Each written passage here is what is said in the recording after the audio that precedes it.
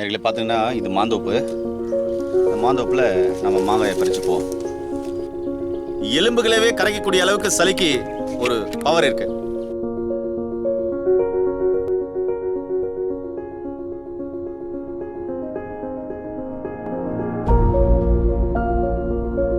ஒரு மனுஷனுக்கு சளி வந்துச்சுன்னா சளி வந்தால் யமன் வருவான் அப்படின்றத எச்சரிப்பாங்க. ஏன் அப்படின்னா ஒரு சளி ஒரு மனுஷனுடைய உடம்புல அவ்வளவு பெரிய பாதிப்பை ஏற்படுத்தும்.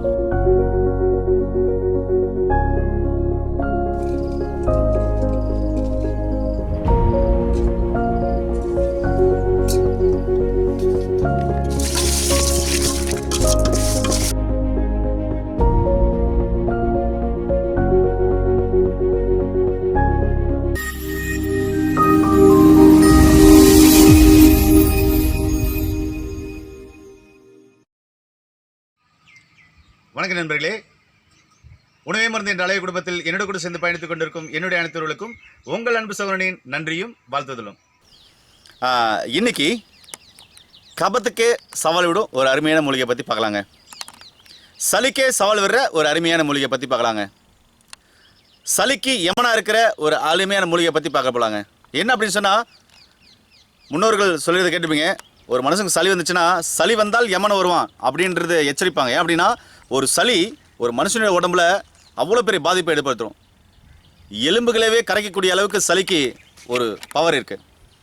அதனால் சளி வந்தால் ரொம்ப உஷாராக இருக்கணும். ஆனால் அந்த சளிக்கே டாட்டா காமிக்க ஒரு மூலிகை நம்ம பார்க்கலாம். நம்முடைய தேசிய மூலிகை தாங்க. நம்முடைய தேசிய சின்னம், நம்முடைய தேசிய பறவை, நம்முடைய தேசிய விலங்கு, நம்முடைய தேசிய மரம், இப்படி நிறைய இருக்குது. இதில் நம்முடைய தேசிய கனி என்ன அப்படின்னு சொன்னால், நான் இருக்கிற மாந்தோப்பில் இருக்கிற மாங்காய் தாங்க. இந்த மாங்காயில் அப்படி என்ன மருத்துவ குணம் இருக்குது அப்படின்னு ரொம்ப ஆச்சரியமாக கேட்பீங்க. நம்மளாம் இந்த வில்லேஜில் இருக்கிறவங்களுக்கு நிறைய அனுபவம் இருக்கும். மாங்காய் எடுத்து அதை விட்டு கொட்டையை எடுத்துகிட்டு மிளகுத்தூள் போட்டு, அதுக்கப்புறம் கொஞ்சமாக மிளகுத்தூள் போட்டு, உப்பு போட்டு, கொஞ்சம் சோம்பு போட்டு நல்லா கச்ச கச்ச கச்சன்னு இடித்து, அதுக்கப்புறம் கொஞ்சம் பச்சை மிளகாத்தூள் போட்டு கலக்கி நல்லா சாப்பிடுவோம். அந்த அனுபவம்லாம் இருந்திருக்குன்னு நினைக்கிறேன். இதை புளிக்கு கூட செய்வோம். புளியா மரம் இருக்குல்ல, அது கூட செய்வோம். இப்படி சுவையாக சாப்பிட்டோம். ஆனால் சாப்பிட்ட நமக்கு அது என்ன மருத்துவ குணம் அவ்வளோ இருக்குன்னு தெரியாது. சளிக்கே டாட்டா காமிக்க ஒரு மூலிகை இருக்குது அப்படின்னு சொன்னாக்க அது மாங்காய் தாங்க. சளிக்கே யமனத்தையும் ரெகுலராக சாப்பிட்டா சரி என்னென்ன அப்படி செய்யும் அப்படின்னு சொல்லி பார்த்துருவோம். என்னென்ன மருத்துவ குணம் இருக்குதுன்னு பார்த்துலாங்க. வைட்டமின் ஏ இருக்குது, வைட்டமின் சி இருக்குது, வைட்டமின் டி இருக்குது. அதுக்கப்புறம் P3 அப்படின்ற வைட்டமினும், P12 அப்படின்ற வைட்டமினும், P5 அப்படின்ற வைட்டமினும் இருக்குங்க. புரோட்டீன் இதில் அதிகமாக இருக்குது. சுக்ரோஸ் அப்படின்ற தாதுப்பொருள் நிறையா இருக்குது. இரும்பு சத்து நிறையா இருக்குது. மெக்னீஷியம் நிறையா இருக்குது. கால்சியம் நிறையா இருக்குங்க. இந்த மாங்காயை உணவுகளின் கடவுள் கூட அப்படின்னு சொல்லுவாங்க. உணவுகளின் கடவுள் மாங்காய் அப்படின்னு கூட நிறைய பேர் சொல்கிறாங்க. ஏன் பழங்களின் அரசன் அப்படின்ற கூட நம்ம முன்னோர்கள் அழைச்சிருக்காங்க. ஏன் அப்படின்னா முக்கணிகளில் முக்கியமான இடத்தை பிடிக்கிறது மா, அதுக்கப்புறம் பலா, அதுக்கப்புறம் வாழை. மா, பலா, வாழை. இந்த முக்கணிகளில் முக்கியமான இடத்தை பிடிக்கிறது பார்த்திங்கன்னா மாதாங்க. அந்த மாங்கனியில் இவ்வளோ விஷயங்கள், இவ்வளோ வைட்டமின் இருக்குது. அதில் என்னென்ன நோய்கள் குணமாக நம்ம சொல்லலாம் தானே கேட்க முடியும். மனநிலையை சரி செய்ய இதனுடைய இலையை மூர்ந்தாவே போதுங்க.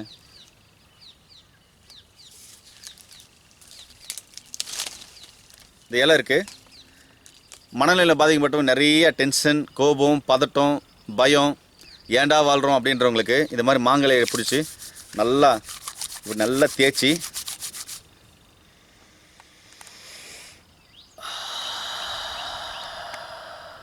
அப்படின்னு மூச்சை நல்லா அப்படின்னு இழுத்துருங்க.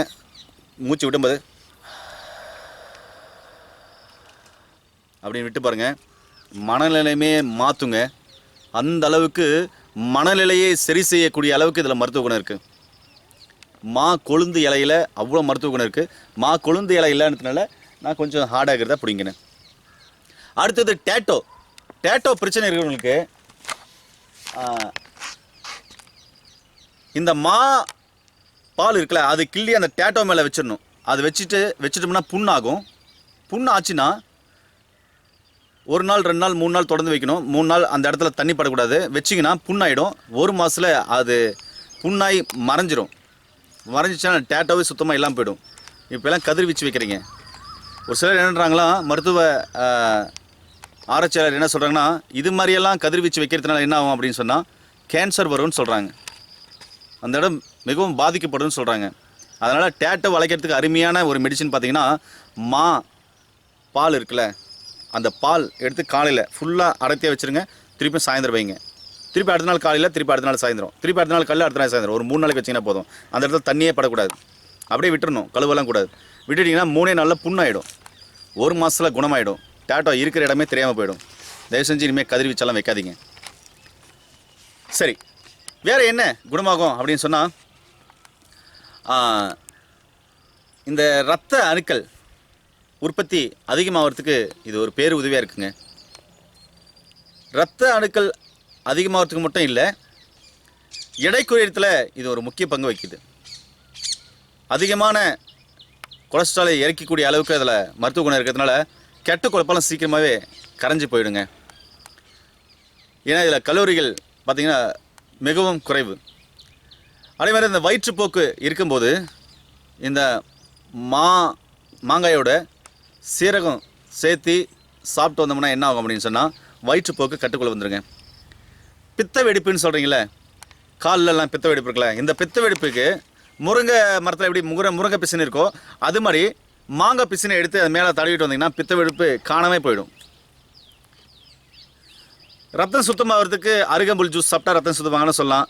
பைனாப்பிள் சாப்பிட்டா ரத்தம் சுத்தமாகனு சொல்லலாம். அதே மாதிரி மாங்காய் சாப்பிடுங்க, ரத்தம் சுத்தமாகும். நரம்பு வீக்னஸாக இருக்குது, பலம் இல்லை அப்படின்னு சொல்கிறவங்களுக்கு தொடர்ந்து மாங்காயை கொடுத்துட்டு வாங்க. நரம்பு பலப்படும், ஸ்ட்ரென்த்தாக இருப்பாங்க. மாலைக்கண் பிரச்சனை இல்லை நபர்கள் யாராக இருந்தாலும் நிறையா மாம்பழம் மாங்காயை நல்லா சுவைச்சி ருசித்து சாப்பிட்டுவாங்க. அந்த மாலைக்கண் என்ற அந்த நிலை மாறி நார்மலான நிலை வரத்துக்கு அதிகமான வாய்ப்பு இருக்குது. நம்முடைய முன்னோர்கள் நிறைய பயன்படுத்தினாங்க. பல் சம்மந்தமான பிரச்சனைகள், பல்ல ஈறு இருக்குது, அதுக்கப்புறம் பல் விளக்கும்போது ரத்தம் வருது, ஸ்மெல் வருது அப்படின்னு எந்த வகையான பல் சம்மந்தமான பிரச்சனைகள் இருந்தாலும் சரிங்க, இந்த மாங்காயை தொடர்ந்து சாப்பிட்டுவாங்க. அந்த நிலை மாதிரி சுத்தமாகவே ஒன்றும் வராமல், வாய் துர்நாற்றம் அடிக்காமல், பல்லீர்கள் ரத்தம் வராமல் பாதுகாப்பாக ஸ்ட்ரென்த்தாக அருமையாக இருக்குங்க. ஒரு சில பார்த்திங்கன்னா இந்த கர்ப்பிணி பெண்கள் தாய்மை அடைகிறாங்கன்ற போது அதிகமாக விரும்பி சாப்பிடக்கூடிய ஒரு இது பார்த்திங்கன்னா மாங்காய் கேட்பாங்க. ஒரு சில சாம்பல் சாப்பிடுவாங்க. அவங்களுக்கு மாங்காய் ஒரு பேருதவியாக அப்போ இருக்குங்க, அவங்க சாப்பிட்லாம். மாதவிடாய் சம்மந்தமான பிரச்சனைகளை தீர்க்கறதுல இது முக்கிய பங்கு வகிக்குது. மாங்காய் தொடர்ந்து சாப்பிடும்போது மாம்பழத்தையும் நிறைய எடுத்துக்கோங்க. நான் சொல்கிறது எல்லாமே மாங்காய் மாம்பழம் எல்லாமே எடுத்துக்கலாம். ஆனால் மாங்காயை சாப்பிட்டோம்னா ரொம்ப நல்லது. மாம்பழம் இயற்கையாக பழுத்து சாப்பிட்றது ரொம்ப ரொம்ப நல்லது. பழுக்க வச்சு சாப்பிடாதீங்க தயவு செஞ்சு. நெஞ்செரிச்சல் இருக்குதுன்னு சொல்கிறீங்களே, இந்த நெஞ்செரிச்சல் எது சாப்பிட்டாலும் நெஞ்சிலே இருக்கிற மாதிரி இருக்குது. சாப்பிட்டா நெஞ்செரிச்சல் அப்படி இருக்கிற நபர்களுக்கு என்ன ஆகும் அப்படின்னு சொன்னால் சோர்வு, அசதி அது மாதிரிலாம் வரும். அப்படிப்பட்ட நபர்கள் இந்த ஜூஸ் எடுத்து குடிச்சிங்கன்னா உடனே அந்த நெஞ்செரிச்சல், அசதி, சோர்வு, டயர்னஸ் போத பார்க்கலாங்க. கல்லீரலுக்கு நண்பன், உற்றிய நண்பன் கூட சொல்லலாம். கல்லீரலுக்கு மிகவும் நெருங்கிய நண்பன் யார் அப்படின்னு சொன்னால் இந்த மாங்காய். நிறைய சாப்பிடுவாங்க. கல்லீரலில் இருக்கிற எல்லா கெட்ட கொழுப்பும் வெளியே வந்துடும். நச்சுத்தன்மை வாய்ந்த எல்லா கழிவுகளும் வெளியேறிடுங்க. கல்லீரலுக்கு மட்டும் இல்லைங்க, எல்லா ராஜ உறுப்புகளுக்கும் ஒரு அருமையான நண்பன், ராஜ உறுப்புகளின் நண்பன், உற்றிய நண்பன் இந்த மாங்காய். இது வரைக்கும் தெரிஞ்சிருக்காது, தெரிஞ்சுக்கோங்க. அதுக்கப்புறம் பார்த்திங்கன்னா அந்த முதுமை தோற்றம் இருக்கும் ஒரு சிலருக்கு. இந்த முதுமை தோற்றம் 30 வயசில் 50 வயசு கிளவி மாதிரி தெரிவாங்க இல்லையா அப்படின்னு சொல்லுவாங்க. அப்படிப்பட்ட நபர்கள் தொடர்ந்து இந்த மாங்காயை சாப்பிட்டு வரும்போது இந்த நிலை மாறி ரொம்ப தேகம் பளபளக்குங்க. அதே மாதிரி உடல் சுத்தமே இல்லை, உடல் சுத்தமாக இருந்தால் எல்லாமே சுத்தமாக இருக்கும். உடல் சுத்தமாக இல்லையா, குடல் சுத்தம் வேறு, உடல் சுத்தம் வேறு. உடல் சுத்தமாக இல்லைன்னா ரெகுலராகவே இந்த மாங்காயை சாப்பிட்டுவாங்க, உடல் ஃபுல்லாகவே சுத்தமாகிடும். உடல் சுத்தமாக இருந்துச்சுன்னாவே தேவைப்பட்ட இம்யூனிட்டி பவர் உடம்புக்கு கிடைக்கும். நோய் நொடிகள் எதுவுமே வராது, ஆரோக்கியமாக இருக்கலாங்க. இவ்வளோ பெரிய விஷயங்கள் இது அடங்கிருக்கு, பார்த்துக்கோங்க. புது ரத்தம் மஜ்ஜைகளில் புது ரத்தம் ஊறுறதுக்கு அதிகமாக ஊறுறதுக்கு இந்த மாங்காயை நிறையா சாப்பிட்டு வந்தீங்கன்னா அதிகமாக ஊறுங்க. அதே மாதிரி பார்த்திங்கன்னா சர்க்கரை நோய் இருக்கிறவங்களுக்கு ஒரு தேவ அமிர்தம் நோட் பண்ணிக்கோங்க. சர்க்கரை நோய் இருக்கிறவங்க நிறைய விஷயங்களை கடைப்பிடிக்கிறீங்க. நான் சொல்கிற இந்த விஷயத்தையும் கடைப்பிடிச்சிங்கன்னா நார்மல் அப்படின்ற அளவை நீங்கள் கண்டிப்பாக வந்து அடைய முடியுங்க. சர்க்கரை நோய் உள்ளவங்க குறிப்பாக நினச்சிக்கோங்க. என்ன அப்படின்னு நீங்கள் நோட் பண்ணிக்கோங்க. மாங்காயுடைய ஜூஸ் பழத்துலேருந்து புளிஞ்சு எடுத்துக்கோங்க. அதில் தயிர் ஊற்றி நல்லா கலக்கி குடிச்சிருங்க. இல்லைனா மாங்காய் இருந்தால் மாங்காயை வெட்டி போட்டு கொஞ்சம் தண்ணி ஊற்றி நல்லா அரைச்சி அதை புளிஞ்சுக்கோங்க. அதில் தயிர் ஊற்றி நல்லா கலச்சி குடிச்சிருங்க. உங்களுக்கு எவ்வளோ பிடிக்குமோ, எத்தனை முறை பிடிக்குமோ அத்தனை முறை உங்கள் புத்திக்கும் மனசுக்கும் எவ்வளோ தோணுதோ ரசித்து ருச்சி குடிங்க. நாளடைவில் பாருங்கள், ரொம்ப ஆச்சரியமாக இருக்கும். சுகர் நார்மல் லெவலுக்கு வந்துருச்சுன்னு சொல்லுவீங்க. இன்சுலின் போடுறவங்களும் இதை பயன்படுத்தலாம். ஒருவேளை இன்சுலின் போடல, மாத்திரை மருந்துகளை எடுத்துக்கிறேன்றவங்களும் பயன்படுத்தலாம். மாத்திரை மருந்து எடுத்துக்கல, நான் பொடியை சாப்பிட்றேன், லேகியமாக சாப்பிட்றேன், இல்லை சூரணமாக சாப்பிட்றேன், இல்லை பச்சை மூலிகைகளை சாப்பிட்றேன் அப்படின்றவங்களும் இதை பயன்படுத்தலாம். யாராக இருந்தாலும் சுகர் நோய் இருக்கிறவங்க கம்பல்சரி இதை பயன்படுத்திட்டு வாங்க. நிச்சயமாகவே ஒரு அதிகமான முன்னேற்றம் இருக்கும். ஒரு நாள் 2 நாள் இல்லை, 1 மாதம் 2 மாதம் பயன்படுத்தி பாருங்கள். சரிங்களா? அதுக்கப்புறம் பார்த்தீங்கன்னா மலச்சிக்கல் இருக்கிறவங்க இதை ரெகுலராக நீங்கள் கடைப்பிடிக்கலாம். ஏன்னா எல்லாருக்கும் மேக்ஸிமம் பார்த்தீங்கன்னா பெரும்பாலானவருக்கு மலச்சிக்கல் இருக்குது. அதுலேருந்து எப்படி வெளியே வருதுன்னு தெரியாமல் நிறைய விஷயங்களை கடைப்பிடிக்கிறீங்க. கடுக்காயை சாப்பிட்றீங்க, அது சாப்பிட்டும் ஒன்றும் பிரயோஜனம் இல்லைன்னு சொல்கிறீங்க.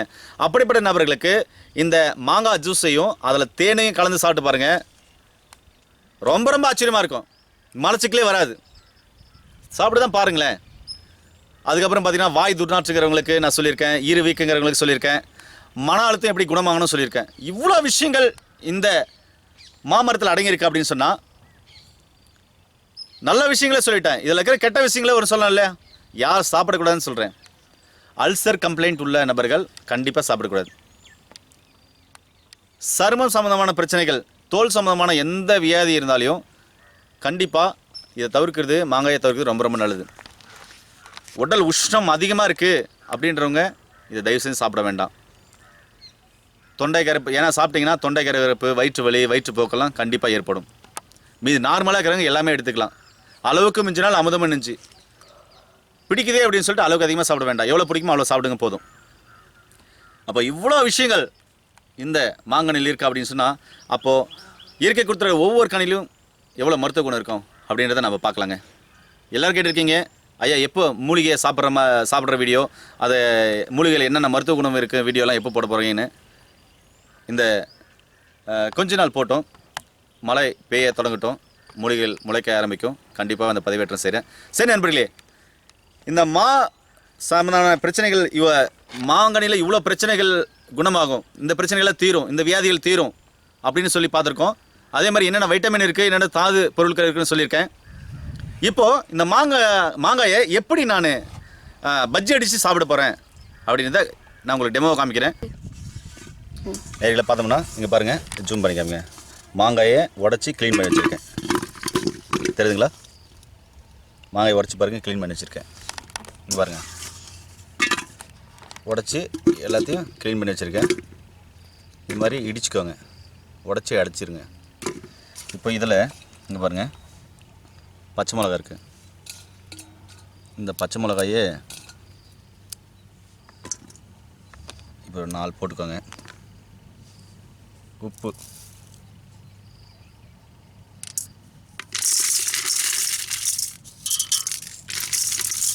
போட்டுக்கோங்க. கொத்தமல்லி தழை,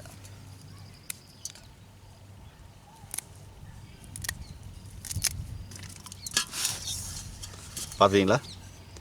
இங்கே உள்ள பாருங்கள் என்னென்ன இருக்குன்ட்டு. மாங்காய் இருக்குது பாருங்கள். மாங்காயில் உப்பு போட்டிருக்கேன், பச்சை மிளகா, கொத்தமல்லி இருக்குது. இப்போ இது இடிங்க.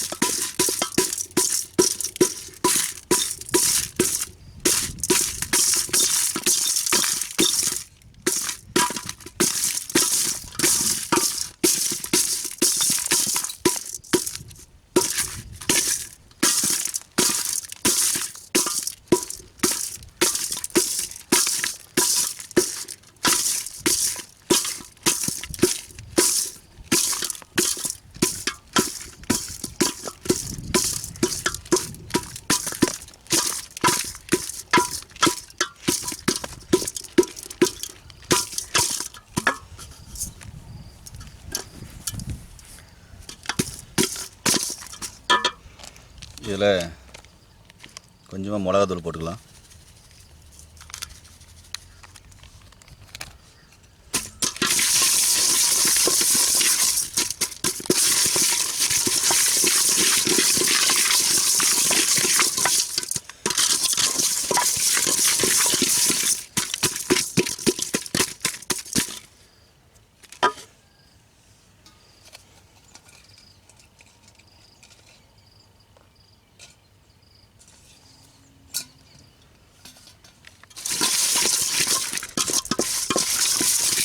பாருங்கள், பதமாயிடுச்சு.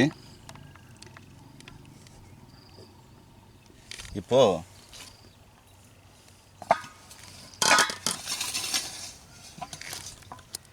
இது என்ன செய்யலாம், எடுத்து சாப்பிட்லாங்க. பாருங்கள், இது நல்லா ரசித்து ருசி சாப்பிடுங்க.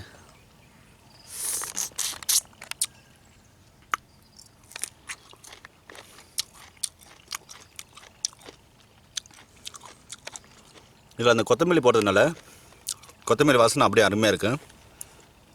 பச்சை மிளகா, உப்பு போட்டிருக்கோம்.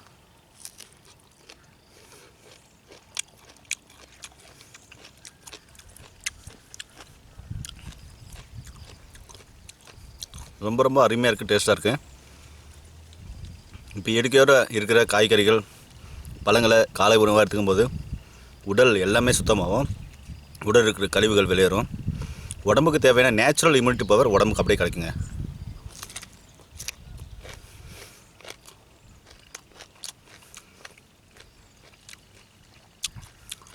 கபத்துக்கு முழுக்க முழுக்க எதிரியான மூலிகை இதுதான். நிறைய மூலிகை இருந்தாலும் இயற்கை கொடுத்துருக்கிற முக்கணிகளில் மாங்காய் ரொம்ப ரொம்ப முக்கியத்துவம் வாய்ந்ததுங்க.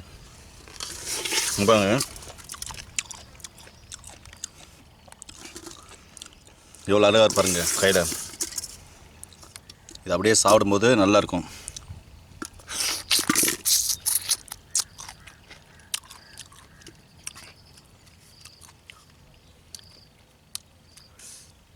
அதில் இந்த மாங்கொட்டை இருக்கு பாருங்கள், இது சாறு சூப்பராக இருக்கும்.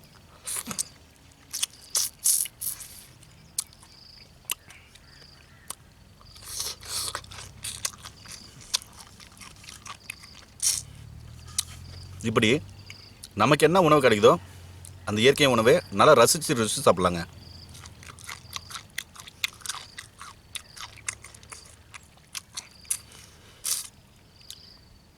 மிளகுத்தூள் போட்டாக்க குளிர்ச்சி, மாங்காய்க்கு ஆப்போசிட்டாக குளிர்ச்சி மிளகுத்தூள்.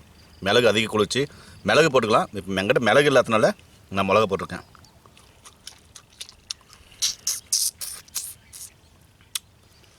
இப்படி ரசித்து சாப்பிடுங்க நேயர்களே. மீண்டும் இன்னொரு பதிவோடு உங்கள் அனைவரையும் சந்திக்கும் வரை உங்களுக்கு விடைபெறுவது உங்கள் குடும்பத்தில் வருவனாக உங்கள் அன்பு சகோதரன் ஹரிதாஸ். நன்றி, வணக்கம்.